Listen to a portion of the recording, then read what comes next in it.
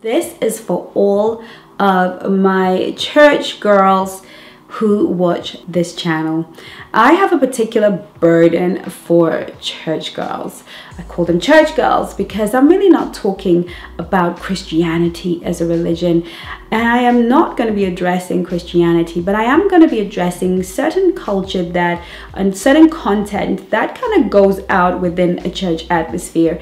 Having been a church girl myself, being raised with certain rhetoric and really having to suffer from a lot of the stuff that just doesn't make any sense in the real world and is in many ways not even biblical. It's just stuff that is developed through culture and inserted into sermons. And now we as women are out here thinking, what am I supposed to do? I really want to be able to help a lot of communities of women who believe in God, who are waiting on God to bring their husband, and all of this stuff that we hear and are taught to do and think. When I was on my Instagram, I heard it all, and I always know when I'm talking to a church girl because she's gonna have some of these things. So stick with me and I'll see you on the other side.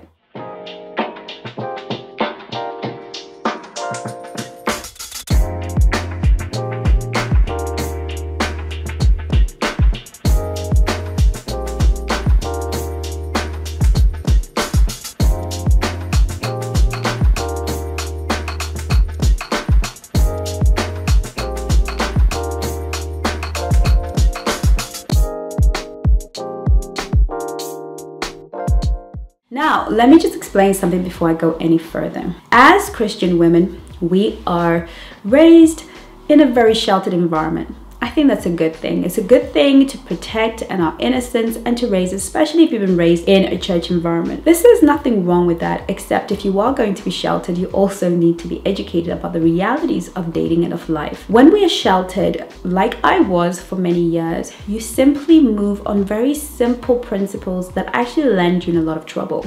When I was growing up as a young church girl, as a young little Christian girl who loved the Lord, I was raised to believe that all you had to do was not to have sex and you were going to be fine. All you had to do was wait till marriage and then marry the first guy you wanted to have sex with. Well, if you want to have sex with him, and this was never really said, it was more implied. If you want to have sex with a man, then chances are you should marry him. And so many of us found ourselves thinking, well, I want to have sex with this guy, so maybe I should marry him. So there are a lot of young Christian couples who got married because they wanted to have sex. And that is because sex is the big demon in church. Sex is the big sin that can send us all to hell. And this is something that is not said explicitly, but certainly, well, in some places it is, but certainly it is implied that of all of the sins that we can commit as a human being, sexual sin is the most vile, the most terrible. I don't really think that the intention of those who perpetuated this message was to harm. I think they actually thought, well, if we can scare them into doing the right thing with their bodies, then, well, at least we have achieved our purpose. But unfortunately, it has created so many issues because sex in itself is not a thing that exists outside of the relationship matrix. It's not that additional thing that we attach onto a relationship at some point in a relationship. It is very much a part of the relationship matrix. For us to do and manage our sexuality in a way that is pleasing and acceptable to God, the way that we manage our sexuality in a way that is honoring to our bodies and to ourselves is really down to how we relate with ourselves and with others. When we understand relationships, we will understand better where sexual intimacy comes into the relationship matrix. Understand that sexual intimacy is not something that starts when two people are horizontal. Sexual intimacy is something that begins the moment courtship and dating begins with romantic intention. The reason we cannot exclude sexuality and sexual intimacy from the beginning of a romantic courtship is because the one thing that makes us different from being friends or brother and sister is that there is no sexual intimacy. Whenever a man is pursuing a woman, he's pursuing her because he wants to spend some time inside her body. And often a woman wants the same. She wants him inside her body. So we are not just looking for friendships, which we have been advised to do. We are actually looking for people that we can procreate with, build a family with, and enjoy intimacy and connection with. And so we need to understand from day one, the sexual intimacy is not that thing that we attach when we say I do. It's not that thing we attach when we say I'm committed. It is something that we begin to manage from day one. And so many of us are like, I coach a lot of church girls, and what I get is, you know, he's starting to pressure, he's starting to give me innuendos that he wants to be sexually intimate, and I think I'm going to end the relationship. Because for her, regardless and despite of him showing up as a high value quality man, regardless of the fact that he has been respectful and continues to be so, he's a provider, he's a protector, he's cherishing, the fact that he even wants to have sexual intimacy with her disqualifies him off the bat. This is problematic because this is an issue of communication. It's an issue of how we communicate. Or we show up as non-sexual beings on the date. We don't want anything to do with it. We don't want to talk about it. It's the first thing we announce when we go on a date. You know I'm celibate. You know I'm abstinent, right? Sometimes it's what we're even leading with in the relationship world. And that is because we haven't been taught how to do relationships in a healthy way that integrates our sexuality and doesn't make it a bad thing. Because even if your man is the pastor of the biggest church in the world, he still needs to get his engine going when he looks at you. A man will ultimately not marry the best Christian girl. Even the most man of God is not going to choose the best Christian girl. He's not going to choose the girl that speaks in tongues the loudest. He's not going to choose the girl that prays the hardest. He's not going to choose the girl that's covered from head to toe. He's going to ultimately choose the woman that he would like to share his bed with for the rest of his life. He's going to choose a woman that makes his heart beat at 1,000 miles an hour. And she may not be the most spiritual of women. She might not even come from within the church, because it is a priority for a man to have a woman that is comfortable with her sexuality. And much of what has happened within the church culture is we have been so burdened with guilt, shame, and fear around our sexuality that we don't even want to go anywhere near it, that we don't even want to touch it, we don't even want to look at it. And this makes us dysfunctional in the dating and relationship space. What that also means is that we don't want to date. What we want to do is sit around in church waiting for the one. I hate to break it to you, but there isn't a one. Now, let's go into scripture. Abraham instructs his servant to go and find a wife for Isaac. In biblical times, he decided that he didn't want a wife in the land that we're living, that the servant would have to go and find a wife a little bit further up the road. Now, this was to do with the reality that it didn't matter the specificity of the person. They just had to come from a different part of the world where values were different, where lifestyles were different. He wanted a woman that had the same values. Choosing a mate was really about, do these people have the values that will promote where I'm going? You do not have one mate. There isn't the one. There are many the ones. If you only had the one that God has for you, what happened if the one is the one you rejected at the age of 16? Then you're stuck. What if the one is the one that died at the age of 30? What if the one was never born? There's more than the one. There are many spouses to choose from, and you're never going to know them if you don't actually date. The other thing is that dating has been vilified within the church community. Dating is for hoes, it's for sluts, it's for worldly women. Dating is not an opportunity for us to have sexual intimacy with every single person we meet. Dating is really an opportunity for us to gather data. It's really an opportunity for us to really get to know who this person is. But above and beyond this, and this is what I always say to you ladies, dating is really about you. Growing to know what you like, what you need, how you want to be treated, how to set boundaries, how to set standards, how to be, a woman who knows her worth and what she wants.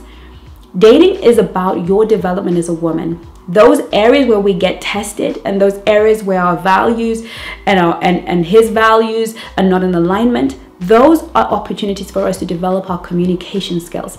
Those are opportunities for us to negotiate deals that work for us. We're missing out on a lot of growth as individuals and people because we are dancing around a lot of the things that are completely basic. Church girls are gonna have the biggest objection to online dating. Church girls do not want to online date because they want to meet their person.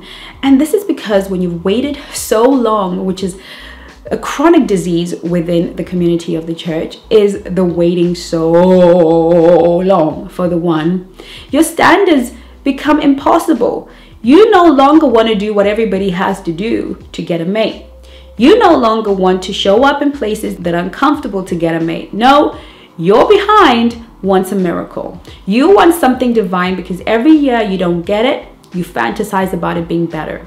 The biggest miracle that is going to come is for you to get up off your butt and learn to do what everybody else is doing. And I know it can feel unfair. It feels like, but I've given 20 years, 30 years. Yes, yes. There are many of us who have been kicking these decades in the pews, waiting for the right man to knock on their door, sit next to them in church, and have that fairy tale ending. Your man is online, darling. Now, you don't need to be afraid. You can download the dating playbook. You can book a call with one of our Christian coaches, all of us. You can get guidance and leadership that can cut down those years. But at the end of the day, the church girl has been so conditioned to be passive in the area of her relationship, to wait on God to do the work for her. And as such, we are becoming in the church community the most single demographic ever. And all we end up doing is showing up to prayer meetings, Bible studies, and all of these things, but we still don't know how to be who we are in front of a man. And somehow we tend to believe that when our man comes, all of a sudden, magically, internally, we're just gonna be our super duper flirtatious, wonderful self. No, when your man comes, he's gonna find the church girl who is ill-equipped to communicate, who has weird little tendencies, weird little ways of showing up in the world. And yes, girls, a lot of us church girls are absolute weirdos. I said it, I did. We're weirdos. We don't know how to show up normally. We're leading with all of the wrong stuff. And so I really wanted to do this video to let you know that all of these things that we think are going to happen, that if we're really truly good girls, if we're really truly fast, then we're going to meet our man. Now, the problem is that many people who are exceptions to this rule I'm giving you actually create YouTube channels, and they make their particular consecration, their particular miracle, an expectation for every single woman. I have been online and I've seen women do, I fasted and then the next week I met my husband. I prayed through the night and then the next day my husband was in my inbox. I waited and waited, and when I was just minding my own business, just meandering along in the park, I met my husband. And so if you wait on the Lord, if you fast, if you pray, your husband is going to come. And these ladies are the exceptions, not the rule. The truth is, it wouldn't be YouTube worthy if, well, I did what everybody else had to do. The reason why it's so sensational is because it doesn't happen commonly. We're not out here just meeting men commonly. We have to actually make deliberate, conscious efforts and have a strategy in order to change our love story. Now, you are really blessed to have the Black Swan Relationship Academy here to hold your hand so you can get smart and take this responsibility of your life into your hands. It's really interesting for me how so many of us wouldn't think of fasting and praying and not putting in an application for a job and getting one anyway. Though there are people that I know for sure have amazing jobs that have never had to apply for. Yes, miracles do happen, but we know that we still had to do the work. And even the people that got the miracle were doing the work to look for work when this miracle happened. They weren't just sleeping in their beds and then got this phone call. We know that in every area of our lives, if we're going to see change, progress, and growth, we will have to, whether we like it or not, apply ourselves in a deliberate and conscious effort to get what we want. But for some reason, we have ingested this idea that to get what we want when it comes to relationships, we leave that one to God. We just be really, really good girls and God will bring your options in your face. And we have been waiting for a long time. As we embark in this new year, it's time to open your eyes and understand that this is not gonna happen. You are gonna have to do what is uncomfortable, present yourself in places you'd rather not, have conversations that you would rather avoid, show up in places you'd rather not be, in order for you to give yourself the best possible chance of finding a mate that you can build with, that you can create a beautiful home with, and that you can worship with. For those of you non-Christian beauties who've been watching this video, whether you are of another religion, hyper spiritual, whatever you are, these rules still apply to you. Nobody gets off the hook. We all have to do what needs to be done if love is going to be part of our relationship matrix.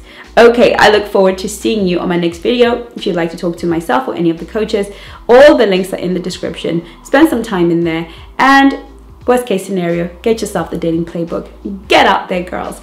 I was saying on Instagram, we need to start, instead of having prayer sessions with the girls praying for our husbands, perhaps we need to start groups where we learn how to date, we learn how to have emotional mastery, we get into the school of the Black Swan Relationship Academy. Why not bring the girls round for a drink, go through the modules together, and let everybody learn together and grow together. I look forward to seeing you on my next video, and in the meantime, do take care of you. Love you lots. Bye bye now. Well done for coming to the end of this video. What I want to ask you is, what have you learned? What is your takeaway? And what are you going to start practicing right away? Those three things are how you are going to get the best out of every class here at the Black Swan Relationship Academy. Please put it in the comments so that we can all have a look. So I can have a look, the coaches can have a look, and I promise you, we read every comment. We may not be able to reply to every comment, but we read all of your comments, and we want to see how you are growing. And we will see you on the next video.